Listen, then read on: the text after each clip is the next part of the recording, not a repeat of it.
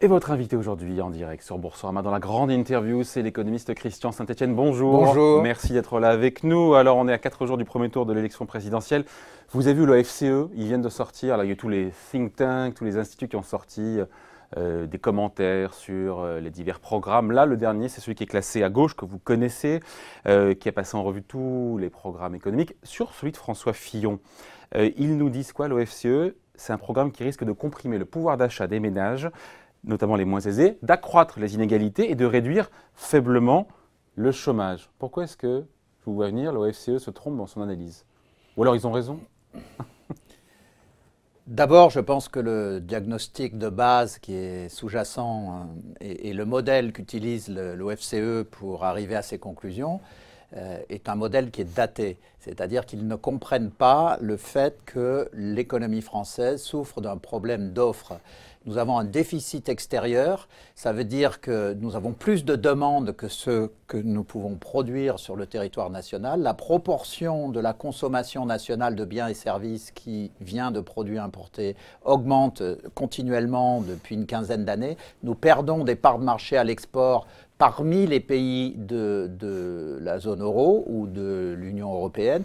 Donc, nous avons une nécessité absolue de relancer la capacité productive du pays. Et si vous relancez la capacité productive du pays, vous allez contribuer à une forte réduction du chômage. Mais ils disent que ça marche, en gros, l'OFCE. Ils disent, oui, effectivement, ils admettent que c'est François Fillon qui réduit, tout le monde le sait, le plus la fiscalité sur les entreprises, 40 milliards d'euros de baisse de fiscalité. C'est une politique de l'offre qui est assumée, qui est très claire. Mais est-ce qu'il n'y a pas un risque à court terme que cette politique ait des effets récessifs? Pourquoi? Parce qu'elle est financée par une hausse de la TVA de 2 points. C'est ce qui se passe quand on augmente la TVA. On l'a vu au Japon, ça a cassé la croissance. Moins de fonctionnaires, ça veut dire une baisse de la demande. On ne met pas en cause l'idée qu'à terme, une politique de l'offre est favorable, mais quand elle est financée par une hausse de la TVA, je me répète un peu, pardon, et des destructions de postes dans le secteur public, ça peut être récessif à court terme. Pour vous, c'est non? Dans ce que vous venez de dire, il y a 2 points très subtils qui méritent d'être approfondis. D'abord, sur la TVA, quand le Japon a augmenté la TVA, c'était pour réduire... En partant d'un niveau plus bas. D'accord, mais c'était pour réduire le déficit budgétaire. Ici, c'est un transfert de charges. On baisse la TVA, il y a une augmentation de la TVA pour baisser les cotisations sociales. C'est l'exercice qui a été conduit en Allemagne au 1er janvier 2007. Et quand les Allemands ont fait 3 points de TVA sociale, ça a conduit à une hausse des prix de 0,5-0,6. Donc si vous utilisez la hausse de TVA pour baisser les cotisations sociales, vous baissez le coût de production et donc vous n'avez pas une hausse des prix équivalente à la hausse de la TVA. Sauf que d'autres pays le font à côté de nous et finalement si tout le monde le fait en même temps, ça amoindrit. Si l'Espagne l'a fait aussi, à baisser ses coûts de production, oui. Si nous aussi on fait. L'Allemagne l'a fait toute seule dans son coin en 2007, ils ont été malins, ils l'ont fait avant tout le monde. Voilà, mais ce n'est pas parce que les Allemands l'ont fait avant nous, sur une idée française qui tourne depuis une vingtaine d'années, c'est pas parce que les Allemands l'ont fait qu'on ne doit pas le faire. Et surtout, ce qui est très important pour nos auditeurs téléspectateurs, c'est que quand vous effectuez cette opération de basculer des cotisations sociales vers la TVA, vous réduisez les coûts de production en France tout en augmentant le prix de vente des produits importés. Ça correspond à une mini-dévaluation et on en a bien besoin actuellement. Alors, le deuxième... Mais la demande, l'idée que la demande va être impactée négativement. C'était le deuxième point subtil de votre question qui était quand on fait des réformes structurelles de ce type, dans un premier temps, ça peut conduire à une baisse de la demande. Alors, sur la TVA, je pense que la hausse de la TVA n'aurait pas cet effet négatif dans la mesure où c'est utilisé pour baisser les cotisations sociales. Si vous regardez un tout petit morceau, pardon, un tout petit morceau. Un tout petit peu, mais si vous regardez chez Macron, pas pour les particuliers. Si vous regardez chez Macron, en revanche, il veut faire 2 points de CSG. 1,7, et là, ça aurait un impact très net sur la demande. Néanmoins, vous avez raison, quand vous faites des réformes structurelles, qu'on retrouve plus ou moins chez Macron et Fillon, vous avez un effet récessif. Alors comment est-ce qu'on doit faire ça? Eh bien, dans un premier temps, quand vous mettez en place des réformes structurelles, vous devez accepter de ne pas casser la demande. Donc ça veut dire que, pour finir, par rapport au troisième point que vous aviez dans votre... Parce que 2 points de TVA, c'est 20 milliards. 2 points de TVA, c'est 20 milliards d'euros. Dans votre question qui était à 14 tiroirs, c'est que... Et on est sur Boursorama ici, attendez. Voilà, high level. Qui était délivré avec un sourire qui faisait oublier la complexité de la question. Mais je dirais que Fillon aurait intérêt, en mettant en place son programme, à différer le recul massif du nombre de fonctionnaires. De toute façon, 500 000, de toute façon, 500 000, ce n'est pas possible. Mais dans un premier temps, je pense qu'il devrait se concentrer sur une réforme de l'efficacité de l'action publique et sur la numérisation de l'action publique et accepter que la réduction du nombre de fonctionnaires soit moins rapide. C'est pas possible. Vous, le libéral assumé, 500 000 postes de fonctionnaires, c'est pas possible? J'ai fait des calculs. D'abord, ce qui est très important, c'est qu'on doit viser un État efficace. Le nombre de fonctionnaires, on s'en fout. Si nous avions le nombre de fonctionnaires que nous avons actuellement, et si avec ce nombre de fonctionnaires, nous avions 3% de croissance, 0 chômage, un excédent extérieur, il n'y aurait rien à dire. Le problème, c'est l'inefficacité de l'action publique. Donc c'est pour ça qu'il faut viser l'efficacité de l'action publique, et au passage, en conséquence, il y aura numérisation de cette action, il y aura réduction du nombre de fonctionnaires, mais ça sera... Combien? Le chiffre de Macron est plus sérieux pour le coup quand il dit...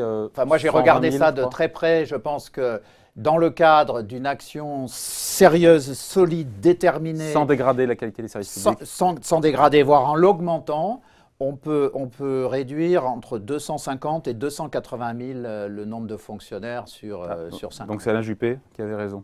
C'est Juppé, oui, effectivement. Alors, ce qui est d'ailleurs étonnant, c'est que Juppé parlait du nombre de fonctionnaires. C'est un peu décevant d'ailleurs, parce que même les programmes sérieux, bon, Juppé n'est pas n'est pas dans la dernière phase de la présidentielle, mais même les programmes dits sérieux, Juppé, Fillon, Macron, c'est assez désincarné. Ils ne vous expliquent pas, ils vous balancent des nombres de fonctionnaires. Il ne vous explique pas, on va rentrer dans une démarche d'optimisation des processus publics. Il y a des domaines, par exemple, où moi je suis prêt à augmenter le nombre de fonctionnaires.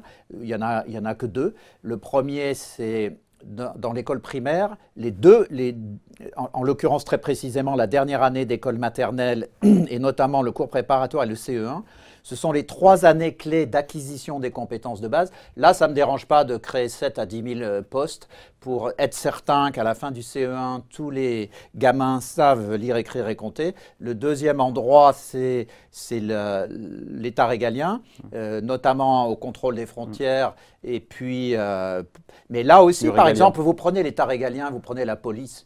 Mais enfin, il y a des gains d'efficacité colossaux à faire dans l'action de la police. Et donc, il ne suffit pas d'augmenter le nombre de flics. Vous savez d'ailleurs, cette statistique constante depuis 20 ans, compte tenu des règles d'engagement des effectifs policiers, il faut 5 policiers pour en avoir un dans la rue. Et avec les effets attendus d'une directive européenne sur le temps de travail, on devrait passer bientôt à 7 policiers pour en avoir un sur le terrain. C'est complètement ridicule. Donc, il faut réformer les modes d'organisation pour être plus efficace. Donc, il ne pourra pas tenir sa promesse, s'il est élu, François Fillon, de réduire de 500 000 postes le nombre de fonctionnaires? S'il le fait comme ça, si l'objectif c'est de réduire le nombre de fonctionnaires et pas d'améliorer l'efficacité, il n'obtiendra ni d'augmentation de l'efficacité, ni d'effet positif de la baisse du nombre de fonctionnaires, parce que ça désorganisera tous les services. Il sera obligé de revenir derrière en apportant des crédits. Donc, le résultat ne sera pas souhaitable. Bon, que répondez-vous à celles et ceux qui disent finalement, François Fillon, c'est une politique pour les riches, puisque d'un côté on baisse les indemnisations chômage pour les Français, enfin pour les chômeurs, plus de TVA pour tout le monde, et puis de l'autre côté, le prélèvement forfaitaire sur le capital à 30%, plus d'ISF. Qu'est-ce qu'on répond à ça? Alors, à nouveau, question complexe. Donc, non, elle est simple la question. Non, faussement simple, puisque vous traitez en même temps la fiscalité du capital, et notamment donc, la fiscalité des revenus du capital avec l'impôt sur la fortune. La fiscalité des revenus du capital, c'est une question clé. Alors, je ne vais pas faire de démonstration, mais intuitivement, les téléspectateurs vont comprendre. Le capital est un stock, le travail est un flux. Si vous voulez avoir l'égalité de la fiscalité du capital et du travail... On a aujourd'hui? Non. C'est une erreur. Aujourd'hui, on a une surfiscalité du capital. Pourquoi? Parce qu'il faut tenir compte du fait que le capital doit être amorti. Et donc, on devrait avoir une fiscalité sur les revenus du capital qui intègre l'amortissement du capital. Et si vous faites ça, vous tombez exactement sur le modèle suédois. Et qu'est-ce que dit le modèle suédois? C'est des sociodémocrates, pourtant. Eh bien, les Suédois mettent toute la fiscalité des revenus du capital à 30%. Et on peut considérer que, compte tenu de l'amortissement du capital, une fiscalité du capital à 30% correspond à une fiscalité du travail à 45%. Donc quand on met la fiscalité du capital à 45-50%, en fait, vous surtaxez le capital. Donc il faut bien distinguer la fiscalité du capital d'un côté de l'ISF. Alors là, peut-être nouvelle surprise, oui, je suis libéral, mais tout le monde le sait, ça fait 30 ans que j'écris, j'ai toujours donné un rôle clé à l'État en France. Je ferai un programme, je réfléchirai sur les États-Unis, c'est une autre histoire politique. En France, l'histoire politique, c'est que l'État a fait la France.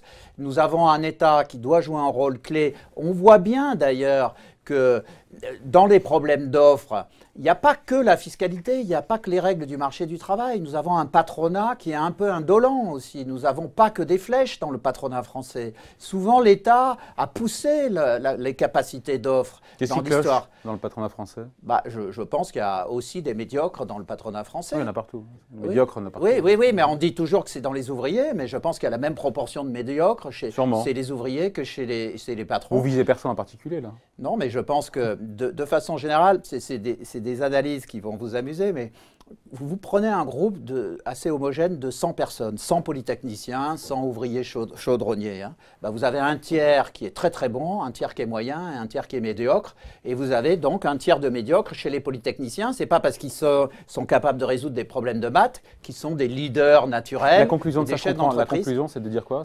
La conclusion de ça, ça veut dire qu'il faut respecter et favoriser l'accumulation des compétences et il faut respecter les ouvriers d'élite parce qu'ils sont aussi importants pour l'efficacité du système économique que les dirigeants. C'est pour cela d'ailleurs que, naturellement, je propose plutôt sur l'impôt sur la fortune, de le réduire fortement en divisant le taux par 2, ce qui est naturel puisque les taux de croissance et les taux d'inflation n'ont rien à voir. Il va plus loin que vous, François Fillon, il le supprime carrément. Oui, mais justement, je pense que c'est une erreur psychologique et politique parce que ce qui est clé, c'est de faire la fiscalité sur les revenus du capital à 30% et je préfère préserver la paix sociale et la paix mentale des Français en divisant par 2 le taux d'impôt sur la fortune, mais sans le supprimer. C'est ce que fait Emmanuel Macron.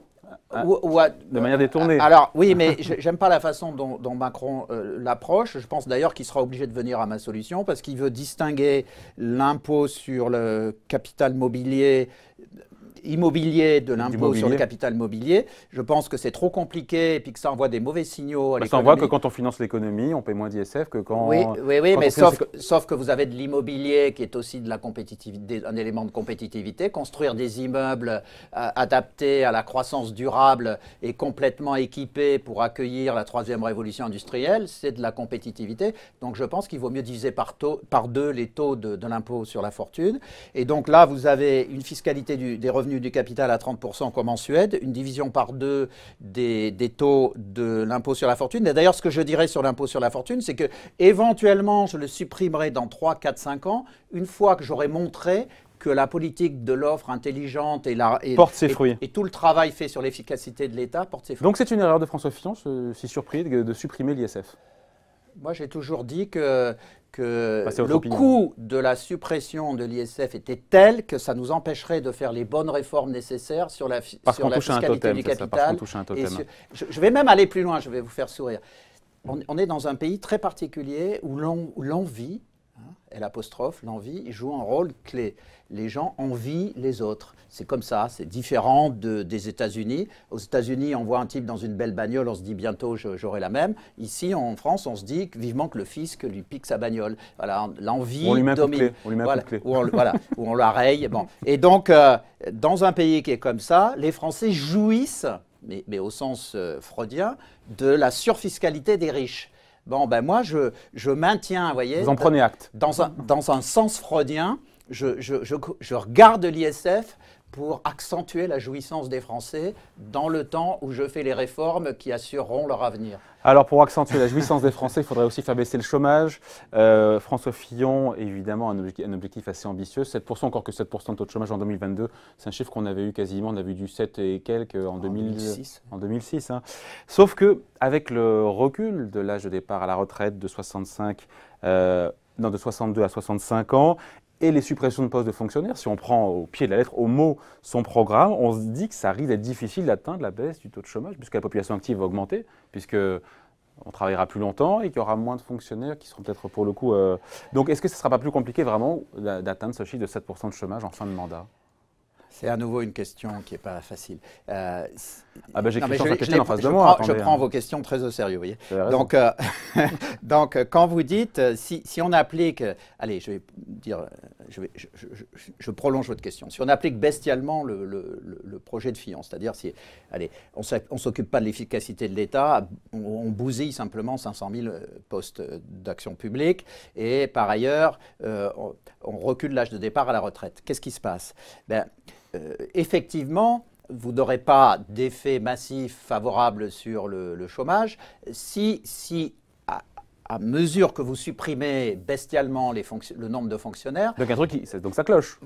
Donc vous aurez vous vous retrouvez avec un problème d'efficacité de l'État. Pourquoi? Parce qu'on a besoin d'un État efficace pour avoir une France compétitive. Donc il y a un choix à faire. Donc je pense qu'il y a un choix à faire. C'est antinomique pour le coup. En d'autres termes, je pense que le programme de Fillon est très bon et que c'est peut-être vraisemblablement le meilleur programme, mais il y a des aspects qui sont excessifs sur le nombre de fonctionnaires et surtout, il y a un ou deux points qui sont mal calibrés. Ça aurait dû être calibré sur l'efficacité de l'action publique plutôt que sur le nombre de fonctionnaires. Ça aurait dû être calibré sur l'acceptabilité des réformes plutôt que simplement dire je supprime l'ISF pour gagner les primaires. Parce qu'aux primaires, ça jouait un rôle, mais après, vous êtes collé avec ce truc. Tous le proposaient aux primaires. Et de l'autre côté, vous avez un programme de Macron qui n'est pas mauvais, mais en revanche, quand il dit « je vais acheter des voix électorales en supprimant la taxe d'habitation pour 80% des Français », c'est scandaleux dans un pays qui a un énorme déficit public. Donc on voit que dans les deux cas, il y a des faiblesses dans la construction du programme. Mais néanmoins, c'est les deux seuls programmes qui tiennent la route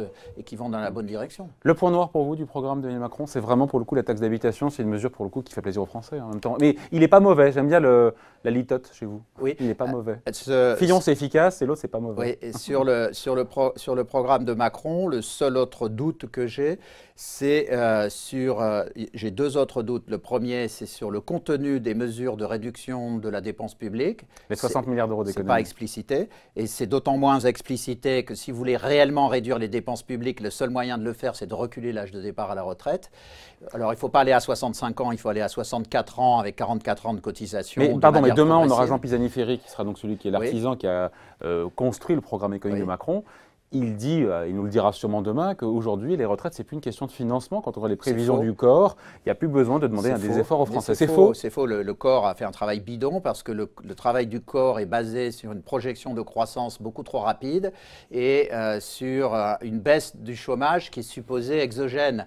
Bon, donc, on se retrouve dans une situation où le besoin de financement est très sous-estimé, d'autant plus que le corps fait des projections essentiellement sur le secteur privé, mais vous avez encore l'énorme déficit du secteur public. Donc, plutôt que d'aller directement à la réforme par points, il y a là aussi une étape transitoire. Il faut que les retraites du secteur public soient transformées sur un modèle du secteur privé, c'est-à-dire en ayant une caisse de retraite effective, parce qu'aujourd'hui, c'est noyé dans les comptes de l'État. Et à ce moment-là, si vous intégrez le déficit de la caisse de l'État, qui est de l'ordre d'une quinzaine de milliards, le fonds de solidarité vieillesse, et si vous avez… on explose les compteurs. Et si vous prenez une évolution raisonnable de la croissance, vous avez encore un déficit récurrent de 25 milliards d'euros. Donc, s'il fallait qualifier le programme économique d'Emmanuel Macron, donc pas mauvais. Pas mauvais, insuffisant sur les retraites, insuffisant sur le contenu des réformes qui permettent de réduire la dépense de 60 milliards. Et puis, moi, je trouve qu'il y a un côté scandaleux à acheter des voix en annonçant… La taxe d'habitation. Oui, sur la taxe on peut gagner une élection avec ça, vous savez. Oui, mais vous êtes politicien aussi, hein, vous êtes conseiller de Paris, je crois, non? Oui, certes, mais je suis d'un autre monde où je pense qu'il vaut mieux convaincre les gens sur… Je suis plutôt romain de la période de la République romaine. Je pense qu'il faut dire les choses. C'est pour ça que je ne suis pas allé très loin en politique, peut-être. On voyage beaucoup avec Christian Saint-Etienne. Juste, donc, on entend souvent dire que le programme est cohérent. Je ne sais plus qui l'a dit récemment, qu'il était cohérent chez François Fillon. On revient sur François Fillon, on finit là-dessus, mais qu'il était trop dur pour être applicable.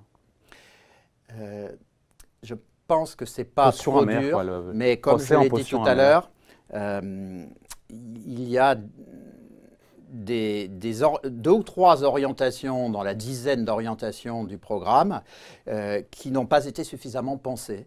Hein, c'est-à-dire que, par exemple, notamment le bloc de l'État, ça n'a pas été réfléchi. Une vision comptable des choses. Hein, voilà. Ça. Comptable et puis surtout politicienne. Donc à la limite, je renverrai dos à dos la suppression de la taxe d'habitation de Macron, qui est une mesure électoraliste. Et d'une certaine façon, je pense que dans l'esprit de Fillon, quand il a annoncé les 500 000 fonctionnaires de moins, il pensait qu'il allait effectivement attirer l'attention des Français. Ces 2 mesures n'ont pas été pensées jusqu'au bout, parce que sur la taxe d'habitation, juste un mot, il y a déjà 80% des Français dont la taxe d'habitation est à raser en fonction de leurs revenus. Hein, donc, 80% des Français. Ah oui, oui. Les mesures spécifiques sur la taxe d'habitation sont colossales. Hein, c'est l'État qui paye à la place des gens. Et donc, la mesure Macron est totalement injustifiée. Donc, c'est une mesure très hollandiste. Elle pèse 10 milliards. Elle pèse 10 milliards. Hein. Oui, mais c'est une mesure à la Hollande. Hein, c'est très proche de ce que Hollande, certainement, nous aurait annoncé si c'était représenté. Bon, et donc pour qualifier en quelques mots, François Fillon, son programme, donc efficace, on dit efficace. Oui, mais je pense qu'il aurait dû retravailler davantage les dimensions historiques et les dimensions dynamiques de son programme, mais c'est le meilleur programme en termes de cohérence, celui qui vient juste derrière étant celui de Macron, et c'est les seuls qui sont de nature à aider le pays à aller dans la bonne direction. Les autres, c'est un désastre. Donc pour redresser la France, il faut d'abord voter Fillon, ensuite Macron, vous voilà. écoutez. On sent ce que vous allez faire au premier, peut-être, et au second tour. Est-ce qu'on finit là-dessus, Christian Saint-Etienne? Est-ce que, comme des centaines de milliers, peut-être de millions même de Français, vous avez été choqués, déçus par les affaires qui ont terni l'image de François Fillon, qui, pour le coup, pour vous, a le meilleur programme et qu'il mettra, peut-être qu'il mettra en difficulté pour mettre en œuvre ce programme après, s'il était élu? Écoutez, moi, je pense que les affaires de Fillon, à l'instant précis où nous sommes, où il est mesuré à 18,5 en intention de vote, je pense que sans les affaires, il serait 10 points au-dessus et qu'il n'y aurait pas eu le phénomène Macron. Donc ça a été un choc d'une violence inouïe sur les Français. Déçu, choqué? Moi, j'ai été surpris et déçu, oui, objectivement. Néanmoins, je sais, en tant que spécialiste, que le programme de Fillon est le meilleur. C'était pour le programme, pas pour l'homme. Donc, je vote plus pour le programme que pour l'homme. On avait compris. Christian Saint-Etienne, merci à vous d'avoir été avec nous. Merci pour ces explications. L'économiste Christian Saint-Etienne était votre invité aujourd'hui en direct sur Boursorama. Merci à vous. Merci. Au revoir. Au revoir.